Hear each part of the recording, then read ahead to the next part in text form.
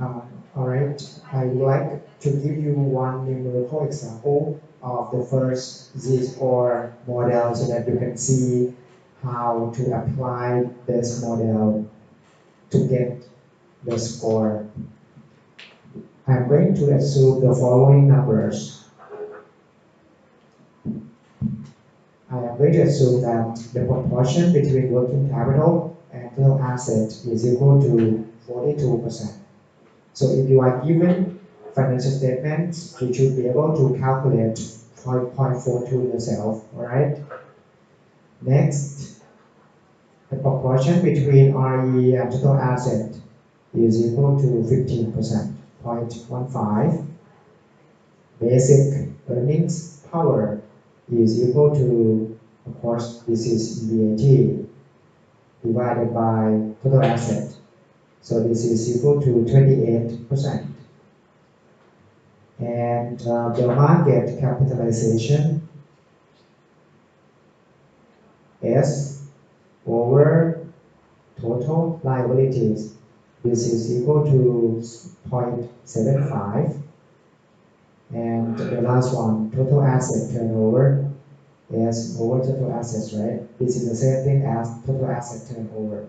This is equal to 0.28. Therefore, according to the z-score, this is equal to 1.2 times 0.42 plus 1.4 times 0.15 plus 0.28. The coefficient is 3.3. 3.3 times 0.28 plus 0.6 times 0.75 and plus 0.999 times 0.28, and this is 3.93. Again, if you have financial data, then you will be able to calculate all of the following numbers in the circles yourself. It is not difficult to get all the numbers, okay? You have coefficients already, therefore you can plug in all the numbers into the model and come up with the z-score. So according to the first almond model, this firm z-score fall into the safe zone. Right? It is greater than 2.99, and therefore you can grant credit properly in full to your credit customers, because all ratios tell us that financial strength of this firm is very high.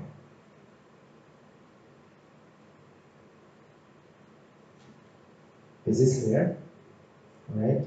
Then later, Almond came up with the new model in order to allow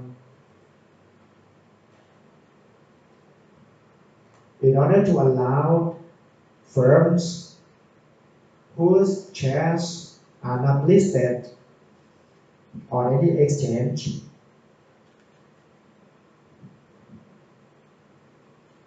to use this model in order to come up with z-score.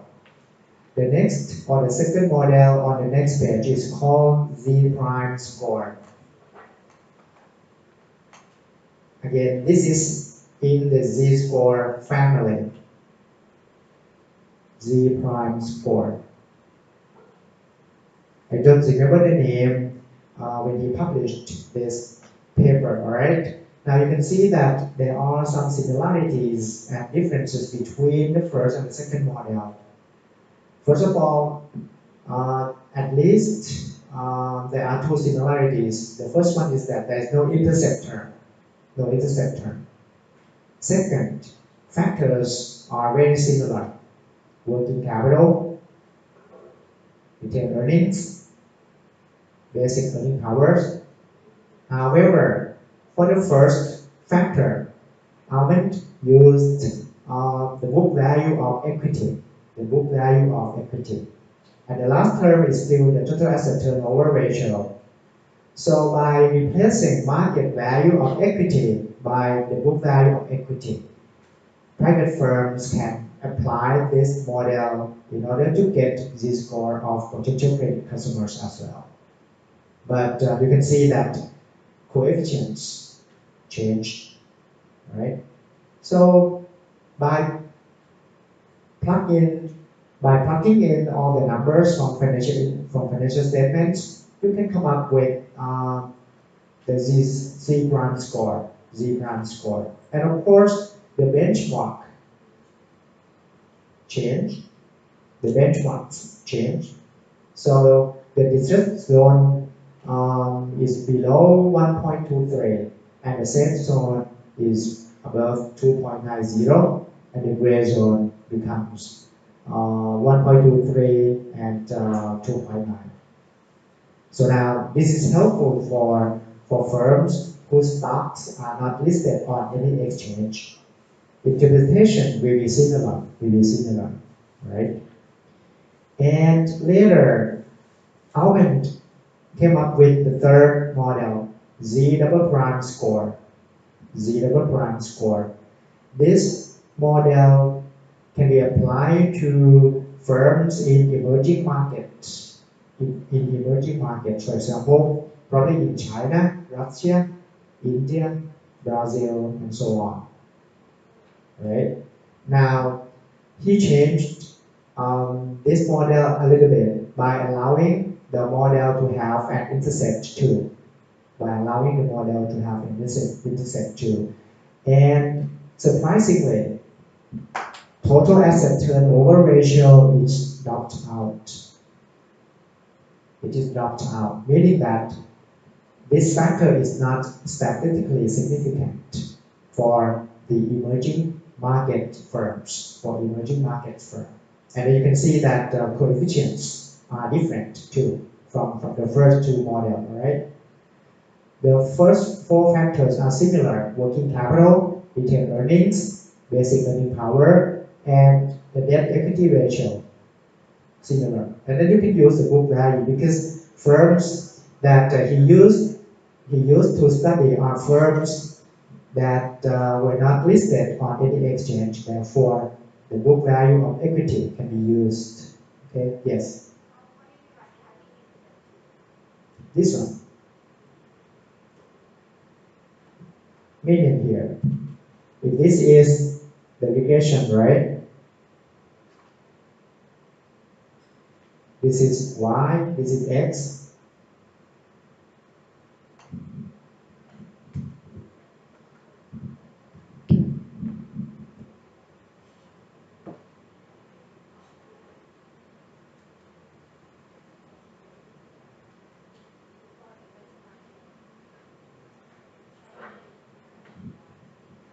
This is y, this is x, no intercept.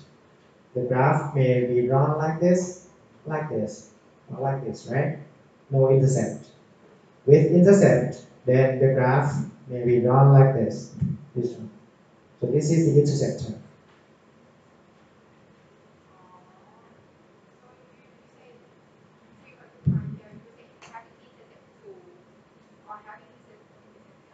Three 3.25. Yeah, correct.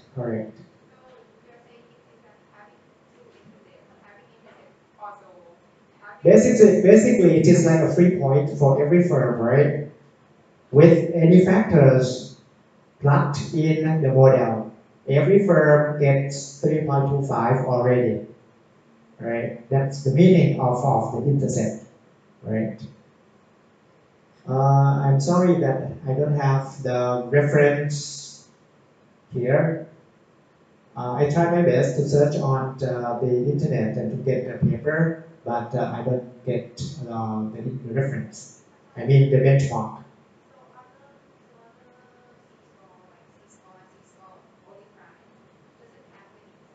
No, not at all. The first two do not have the intercept terms. Basically starting from zero, meaning that when you don't plug in any factors, the score should be zero. That makes sense, right? No factor, then zero, right? Next one. This is one of his best. This is one of his best. He called the last model Zeta model, published in 1977 in the same journal, in a different journal, this Journal of Business Finance, all right? He claimed that his model is very effective in terms of classifying firms that will be able to pay or not able to pay 5 years in advance. 5 years in advance. And then he also reported that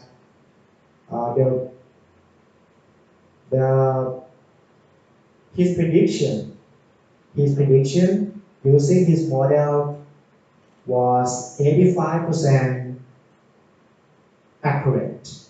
85% accurate. So that's a lot. That means that he missed only 15%. He missed only 15%. That means that if he forecasts that this firm may go default, and then it doesn't. Okay. 85%. However, I read his paper, but in that paper, there's no equation. Meaning that if you want to get his model, you must pay for it. So sorry about that. For the Zeta model, no data available for you. I'm sorry. Okay. So anyone who would like to see the idea in the Zeta model, you can download the paper, all right, for free, because now Thammasat University bought the database of the Journal of Business Finance.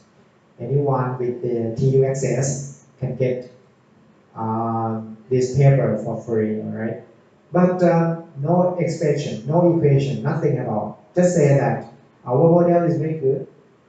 We can predict the default 5 years in advance, and with 85% accuracy. I try to look at the equation. Nothing. Okay. All right. Sorry about that. Last component in the credit policy is the collection policy. Basically, you set a framework for your employee who takes care of the collecting money from your credit customers, how to manage customers who don't pay on time.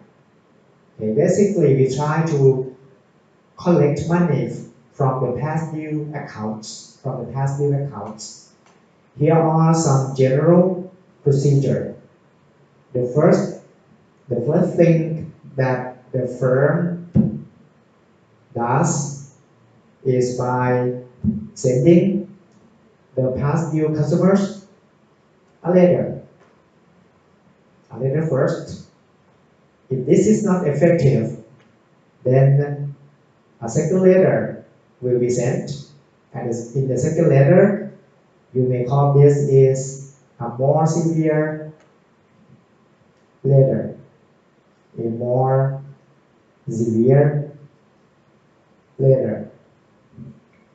When I use the word severe, I don't mean that you use very bad words, but probably with something like, if you don't pay within this period, we are going to bring your case into the court of justice. That's what I mean by more severe. Right? We try to use laws in order to enforce the payment. Right?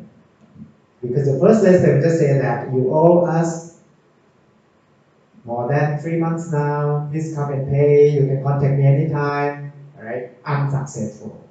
Then the second letter will be sent.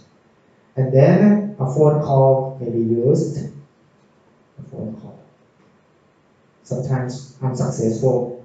If this is not successful, you may hire some collection or collecting service agent. All right, a collection agency. Sometimes.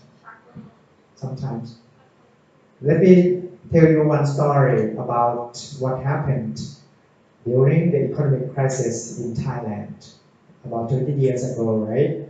At that time, we had difficult times. And many of people just didn't have any money to pay, but they did not flee away. They just stood there telling the creditors that I don't have any money. If you want money, you can come and see me. I'm here. I want to pay, but I don't have anything. I don't have anything at all. In one case, this is a real case. I am telling you this, not implying that you should do this, okay? Now, one guy owed one firm for quite a long time. And then, of course, many letters were sent to him. No response, nothing. The creditor tried to call him many times, but the secretary just said that the CEO is not in the office. For many times. One day, there is a guy knocking at the door, asking to see the CEO of the firm. Of course, he is from a collection agency. Of course, it is very easy to tell that this guy is from a collection agency because he is in a subway suit. Okay, and he just asked for the CEO, and the secretary said that he's not in. But the guy did not believe. He went in his office, knocking at the door, and saw him there. The guy said nothing. The CEO just said that I don't have any money. The guy did nothing, said nothing, just put the gun and put it on his desk, picked the gun, and just went out. The CEO went to the bank and paid right away. This is a true story. It is a sad story, but this happens, all right? It's like very illegal. You just force someone with some lethal weapons, right? In this case, but it seemed like everyone was in a bad time because the firm that hired the collection agency here might have some difficulty as well because that firm might have some obligations to pay as well. Okay, and the firm, of course, didn't know whether the collection agency would use this type of collecting procedure. Okay. So this is all about credit policy. Okay, there are so many components. Now there are two more sections in this lecture note. Section 3 is about how to measure the efficiency of the trade credit policy. I'm going to skip this one for Tuesday. I'm going to jump to section 4 first because they are related to calculations and numbers. Of course, you won't lose anything because of the order, so not a problem at all. So we are going to move to section 4, where we are going to discuss the marginal analysis of the proposed change in a credit policy. All right. Here we assume that the firm has enough capacity. Therefore, when the firm increases sales, there is no need to buy more machines, and therefore fixed costs are assumed to be constant. fixed costs are assumed to be constant, okay? So the incremental fixed operating costs are equal to 0 baht, okay? Practically, if this is not the case, no problem at all, right? You can estimate the new fixed operating cost and then compare to the old fixed operating cost, and then you can find the incremental fixed operating cost, not a problem at all.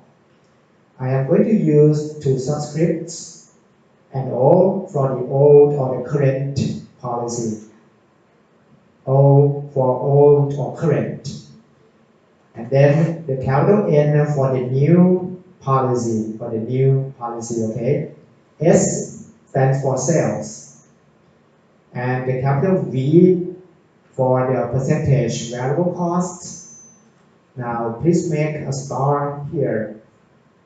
This variable cost includes the following costs.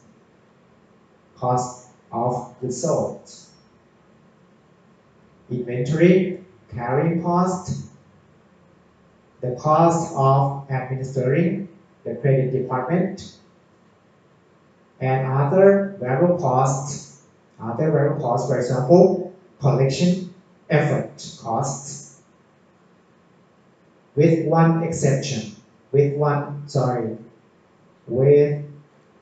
three exceptions. First one, bad debt losses.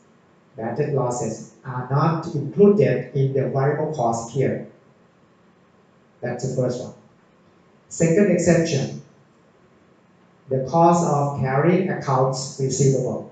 Because this is a financing cost, therefore we separate it to be another type of cost. We call this a financing cost, alright? For example, interest rate that the firm has to borrow to finance accounts receivable. And third, if there are some cash discounts, the cost of giving discounts are separated. They are not included in the variable cost, right? Now, if you find the difference between one and the percentage variable cost, we call that a contribution margin. Okay. And the R or the K stands for the financing cost. And of course, you know this one already. ARD stands for accounts receivable days, or DSOs. Next, a B stands for the average bad debt loss, and P is the percentage of the total customers who take the discounts, right? And D, capital D here, is the cash discount percentage. And then total the number of days within 1 year. And the last one, delta pi. This is the incremental profit before income taxes. Okay, now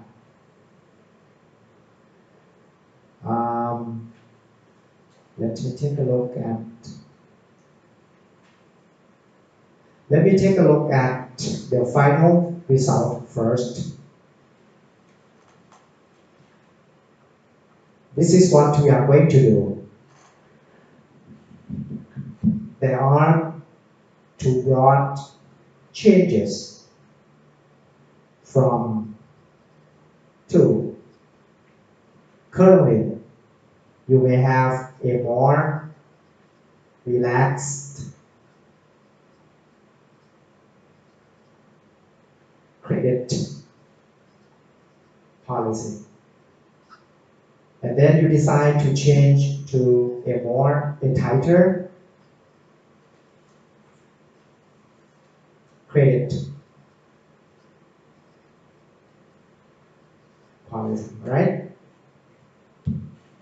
What will happen if you try to do this? Now, sales may fall. sales may fall. Variable cost may fall too. Bad debt, losses fall, right? Accounts receivable should fall.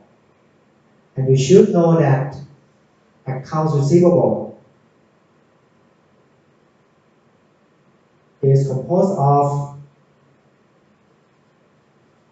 the cost of inventory plus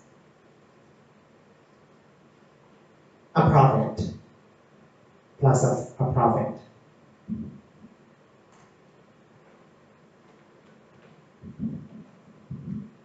Therefore, you must relate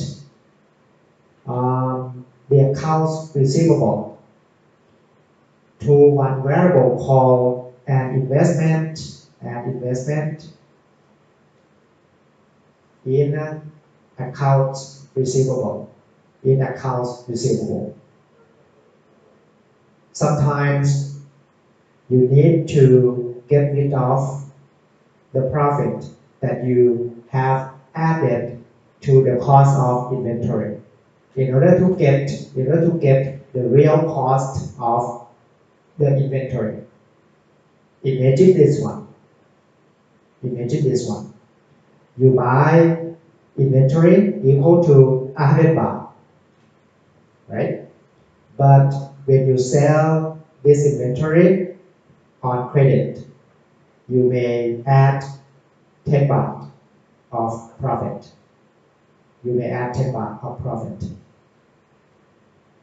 When you need some money to invest in inventory, the base amount should be equal to 100.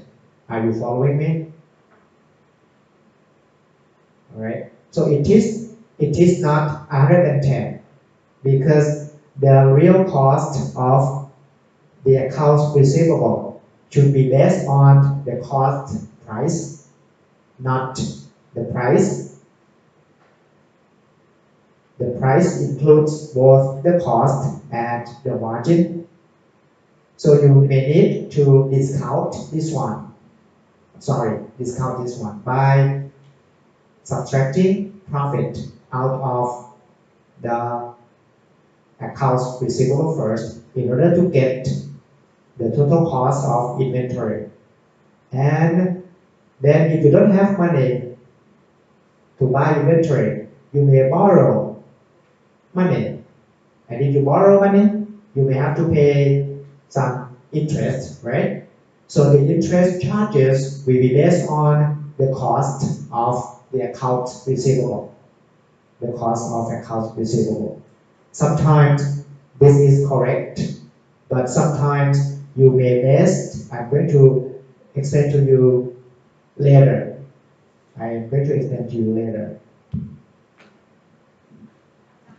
Yes.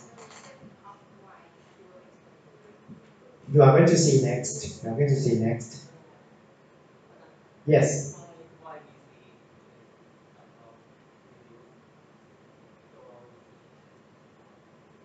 For this one,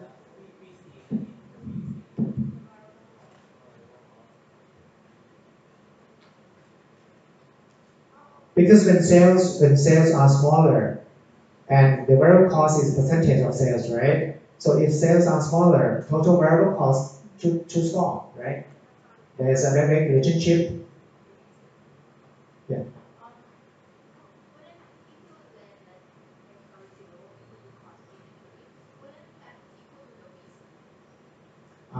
Correct. If we assume that there are no marginal or incremental fixed costs, right? If there are, then you need to add both portions. So in this case, basically you can multiply the value of the accounts receivable by the percentage of the variable cost. If you multiply, for example, if the variable cost is equal to 60%, right? In this case, the cost of inventory should be 60% of this one. Not in this case now, because now I am using totally different numbers, right? Look at this one. When you buy inventory, assuming that this is 100 baht, 100 baht, and then should I use 60 baht? And then when you make sales, your sales will be 100. So that means that the variable cost is equal to 60%, am I right? So if your sales are credit sales, like this number includes both 60, which is equal to the cost of inventory, plus 40. This is what? Profit. This is the profit. Okay?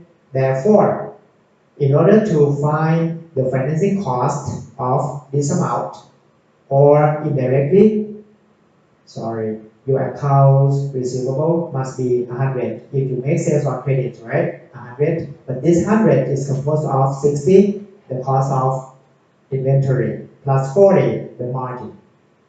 So if you would like to find the financing cost of the accounts receivable, sometimes you need to discount this value back to the value of inventory. Because initially, you just borrow 60 baht in order to buy inventory. You don't borrow 100 because 100 is the number here includes both 60 and 40. Right? Yeah. Credit sales. Credit sales.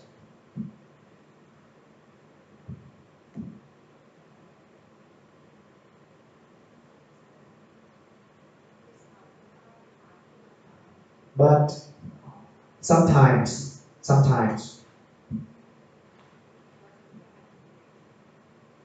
if you start with a tight from a tighter credit policy, and then you want to change it to a more relaxed credit policy. You will see that before the change, the amount of accounts receivable may be this large. After the change, because the credit policy is more relaxed, therefore, the size of the accounts receivable will be larger. That means that you have to invest more in accounts receivable, and the financing cost will be higher. But you should know that, assuming that this is the amount of incremental accounts receivable, you should keep in mind that this part is composed of the cost of inventory plus the profit, So you may need to take out the profit first. Try to calculate the real investment in inventory. This one should be based on the variable cost of the accounts receivable. That's when we call this one the investment in accounts receivable, all right? I'm going to give you some numbers so that you will understand more. Okay? But when you move from a more relaxed credit policy to a tighter credit policy, you start with a larger accounts receivable to a smaller accounts receivable. In this case, you lose an opportunity for the whole amount. You lose an opportunity for the whole amount in the sense that, for example, you lose this much, and this part includes both the cost of inventory plus the profit, alright? So you don't lose just only the cost of inventory, but you lose the whole amount, including the profit too. Because earlier, you are going to get the cash equal to the value of the inventory plus some profit. But after you change the policy to be more tighter, your accounts receivable will be smaller. And therefore, you lose an opportunity to get this one. Okay? So the opportunity cost will be based on the total value, not just the variable cost of the inventory, of the accounts receivable. Right? So to conclude, please take a look at the last expression on page 11 first. The decision to change your credit policy depends on the incremental profit. This number may be after tax or before tax, doesn't matter, because the decision will be the same. The decision will be the same. If this one is positive before tax, the after tax one will be also positive. So it doesn't matter, all right? So you will change the credit policy if incremental profit is positive. And this one is equal to the incremental contribution profit, meaning that delta S minus delta variable cost. This is your incremental contribution profit minus the incremental cost of carrying accounts receivable. Basically, this is the financing cost of accounts receivable. The cost of carrying accounts receivable minus bad debt losses, if any, minus incremental cash discounts. Please keep in mind that we assume away incremental fixed operating cost. Other costs are included in this term, including variable production cost, collection cost, credit analysis cost. All of them include in this one. But if you don't want to include other costs beyond cost of goods sold, that is fine as well. You can separate those costs and then add them to the next line. For example, you may assume that only your variable cost of goods sold are included in this expression. But for the collection cost, credit analysis cost, you separate them into two other lines. That is fine as well. But because I am assuming that cost of goods sold, the cost of collection, the cost of credit analysis are variable. So I add them up to get this expression so that our calculations are easier. Okay? If you don't have collection information regarding collection costs, credit analysis costs, that is fine. Just leave them zero. So you can handle only the cost of goods sold. Okay? However, these costs may not be variable to sales, or they are variable to sales, but we just want to separate them from the terms variable cost, because sometimes it is not directly related. I mean, not in proportion. That's why we separate them to three other types of expenses here. Take a look at our example on page 11. Rata company currently sells on terms of 210 net 40 with bad debt losses running at 2% of gross sales. 60% of customers take the discount and pay on day 10, while 40% pay on day 40. The firm's gross sales are currently 1 million per year, with total variable costs, including, you see that, including production cost, inventory carrying cost, credit risk cost, and costs associated with collection. So variable costs amount to 60% of sales, and the firm finances its receivables with a 10% short-term loan from a bank. Next one.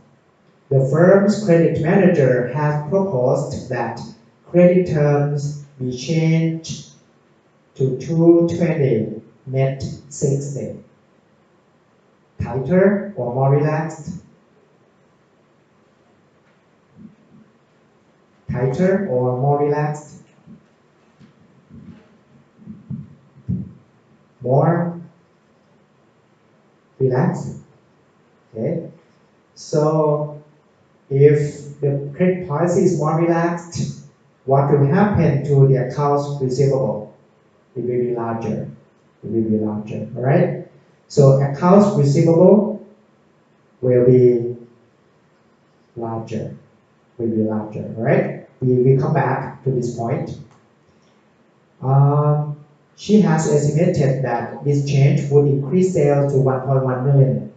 However, bad debt losses at the new sales level would be 3% compared with only 2% at the current sales level.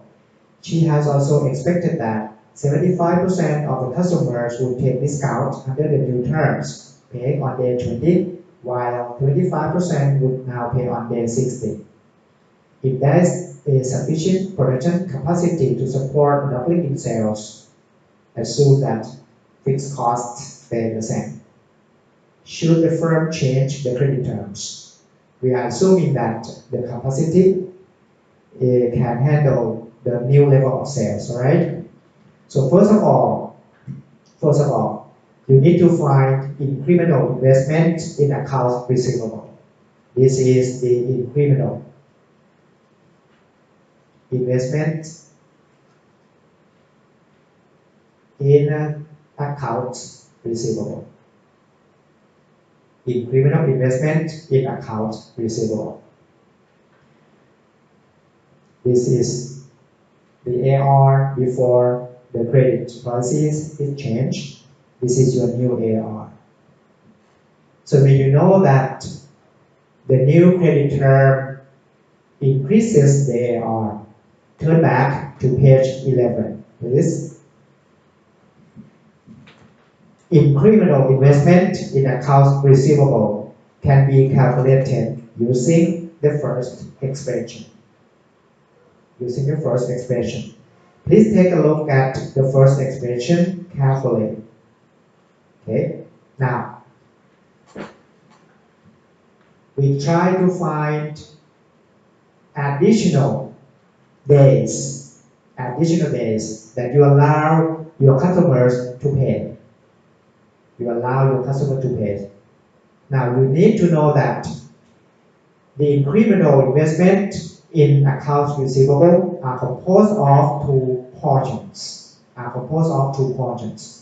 The first portion is related to the original sales, meaning that part of your current customers are now paying using longer days, because your credit terms are now extended. Therefore, some of your current customers, instead of paying on day, for example, 10, they may decide to pay on day 20, right?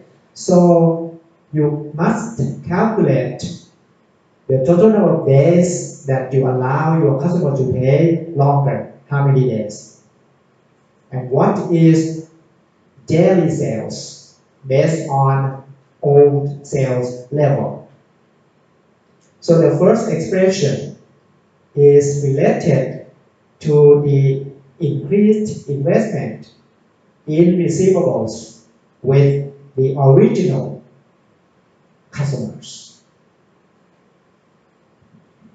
Second, because of your more relaxed credit terms, you will attract new customers too.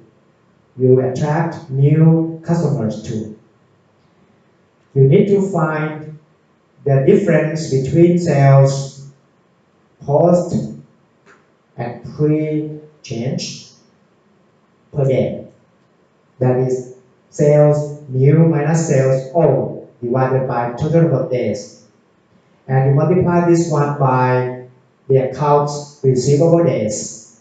However, like I told you earlier, for your new customers, right? For your new customers, your real investment should exclude the profit that you are going to add when you make credit sales. That's why we need to multiply the first, the second terms by the percentage variable cost. This is totally different from the first term, because for the first term, you must include both the cost of inventory plus the profit. That instead of getting the money early, now you will get the money later. So there's no multiplication by the variable cost. Because the whole accounts receivable amount will be paid in a longer time. So you lose an opportunity to get that whole amount more quickly as before. So you must apply the first expression when you know that sales increase and then accounts receivable will increase too. Now, the first step is to find the accounts receivable days using the current credit terms. This one is 60% of your customer will come and pay on day 10, plus 40% will come and pay on day 40. So on average, 6 plus 16. Your customers pay on average 22 days after the purchases. Of course, we assume that all sales are credit sales. Okay?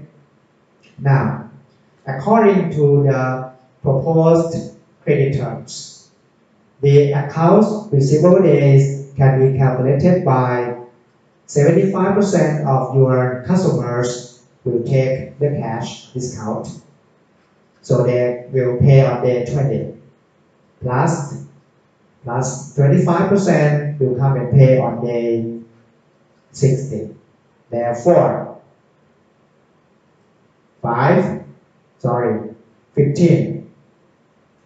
15. So the result will be 30 days.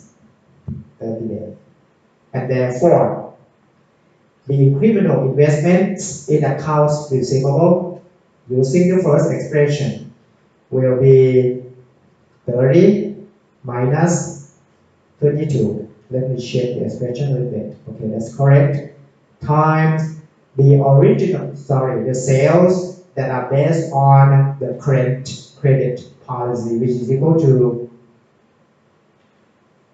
1 million baht times 1 million baht over 360. I am assuming that there are 360 days a year, so that our calculation is easier. Okay, wrong. I have 365. I'm so sorry. My bad.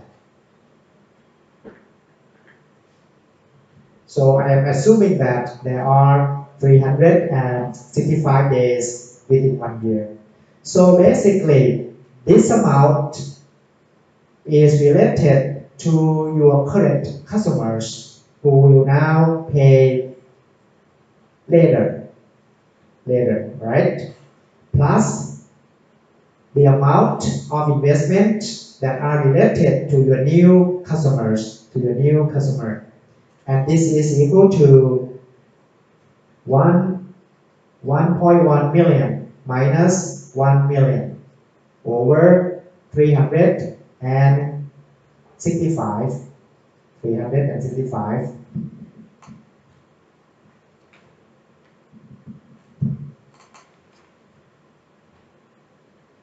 And the new accounts receivable days, which is 30, times the variable cost percentage. The variable cost percentage is 60%. So this is 0.6. So basically this is your V, right? This is your accounts receivable days new. And this is your increased sales. Basically, these are your daily increased sales. There must be new customers.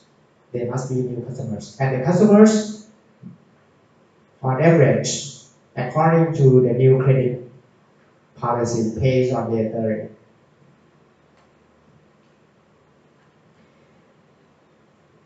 And the result is equal to 34,110 plus 4,932.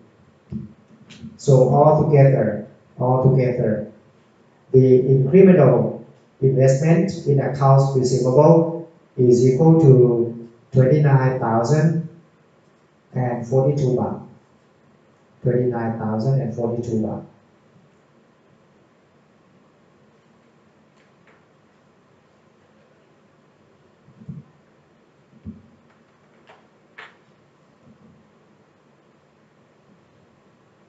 And therefore, the incremental financing cost is equal to 10% times 29,042 baht.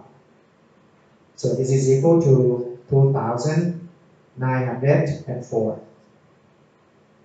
This is the first incremental expense.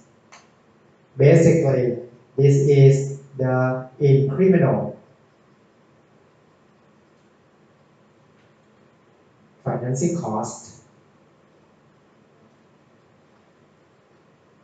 or the incremental cost of carrying accounts receivable. You can use either name. They are equivalent.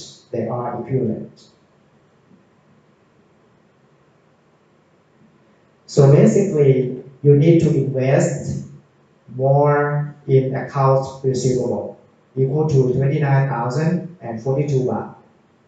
And if you don't have any money, you must borrow, right? And the cost of borrowing is equal to 10% per year. We are dealing with data. We are dealing with data in 1 year period. Therefore, incremental cost of financing or incremental carrying cost of capital is just the product between the cost of borrowing and the incremental amount of investment in accounts receivable. This is the first one. The second one is the incremental bad debt losses. Incremental bad debt losses. This is equal to the bad debt losses new minus bad debt losses old. It can be negative, 0, or positive. Please keep the sign. Here, we know that if you use the new credit policy, 3% will be bad debt losses, and the new sales is equal to 1.1 million. But if you use the current policy, the bad debt loss percentage is just only 2%. So 2% times 1 million baht, right?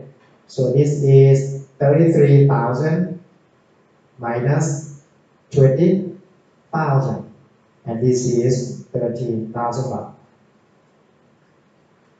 This is the incremental bad debt losses. You are going to lose more if you use the new or proposed credit policy, 13,000 13,000.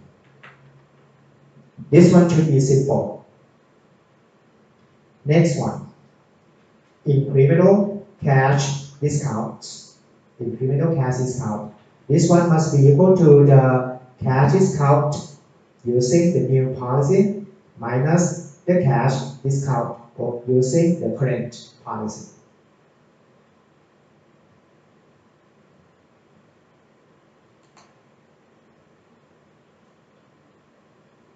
Now, we start with new sales. And information says that 75% of customers would take the discount under the new policy, right? So you times this by 0.75.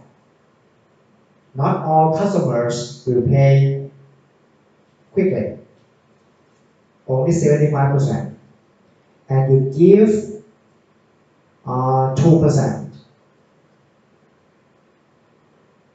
to customers who pay fast. So this is your total cash discount based on the new policy, right?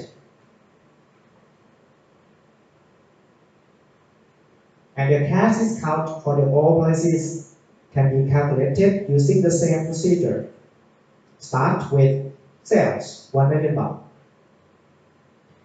And according to our information on page 11, 60% of customers take the discount and pay on day 10. So 60% of customers will take the cash discount, and you give 2%. You give 2% to your customers who pay fast.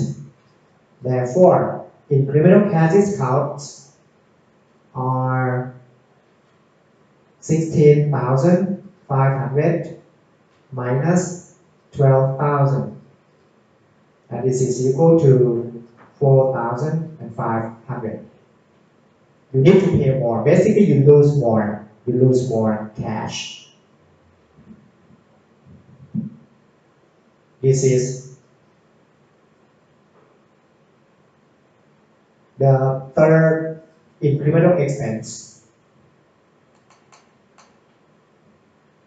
Now, how about your incremental contribution profit? Your incremental contribution profit. This is equal to delta sales rate minus delta total variable cost. Total variable cost.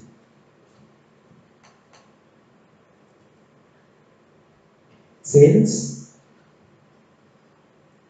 variable cost is equal to 60% of sales, therefore, delta contribution profit can be written as delta sales times minus this one. Are you following me?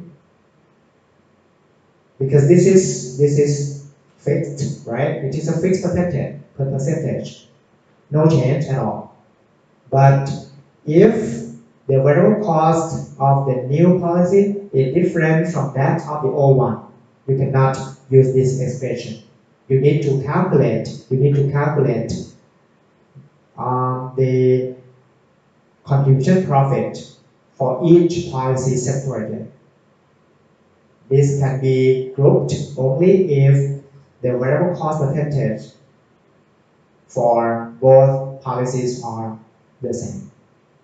So I can, because I know that there is no change in the variable cost percentage, therefore I can use 1.1 million minus 1.0 million times 1 minus 0.6.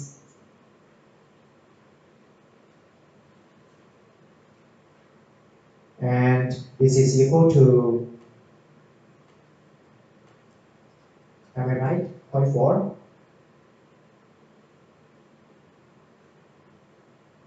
Wrong. 0.04. 0.04. So basically, this is your marginal revenue. This is your marginal revenue. And this is your marginal cost. And this is also your marginal cost. And this is also your marginal cost. So there are three marginal costs here.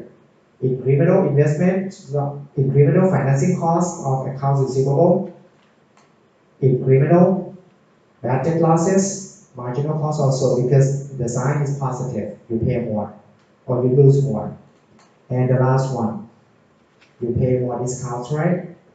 So this is also your marginal cost.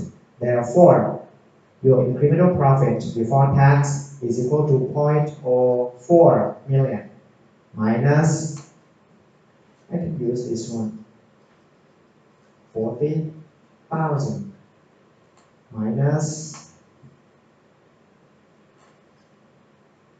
2,904 minus 13,000 minus 4,500. And the net result is 19,727.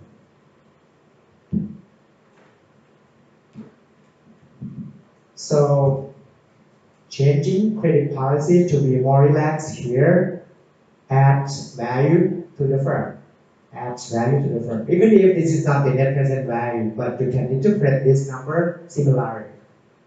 Right? So the firm should go forward and adopt the new credit policy. And adopt new credit policy.